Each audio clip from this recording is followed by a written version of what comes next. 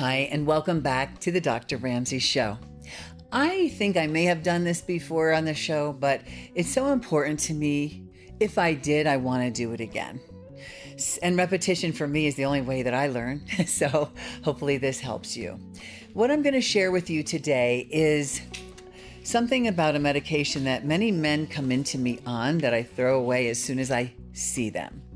The name of the medication is an aromatase inhibitor. It's a medication that blocks the conversion of testosterone to estrogen in men. And so the reason that they're given typically is to prevent man boobs, right? That's why they're given. I don't see man boobs. You'll see that on another show, but I don't ever see man boobs in my practice. Why? I'll say it again. The man boobs is subcutaneous fat. That's all it is fat. Breast tissue is fat. And so if I give a man a low dose testosterone, he's going to get man boobs. If I give a man a high dose testosterone, there's no way he will. He'll burn that fat. So let's read about aromatase inhibitors and what they do to our health. Blocking estrogen.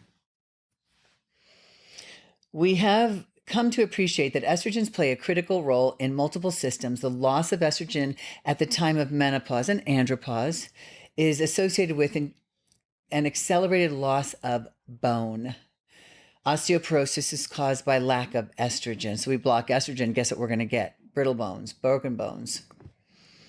This is also an accelerated progression of atherosclerosis, heart disease. A woman who becomes menopausal before age 45 is up to 7 times more likely to experience heart disease,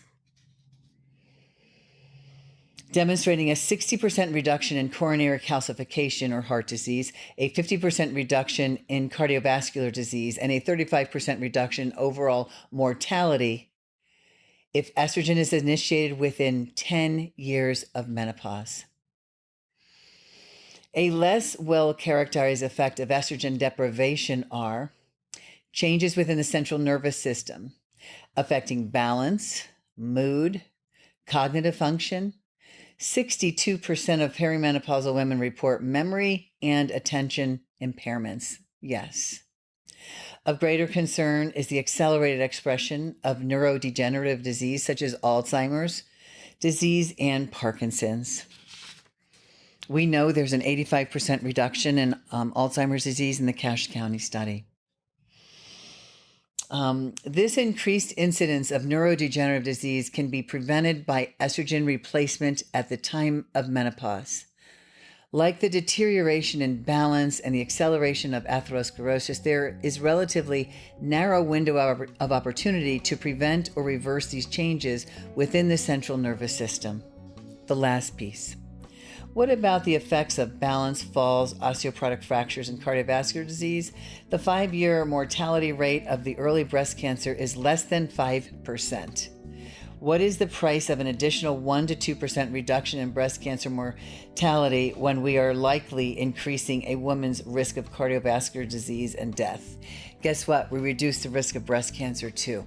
In every study, in Premarin, in estradiol, whether it's oral or topical, any study done with estrogen compared to placebo shows women who take estrogen, even Premarin, have a lower risk of breast cancer than do women who don't take estrogen in their aging process. I can't wait till this becomes standard of care medicine for the aging process. We would see much less disease and suffering. Thank you so much for listening. Have a great day. Bye-bye.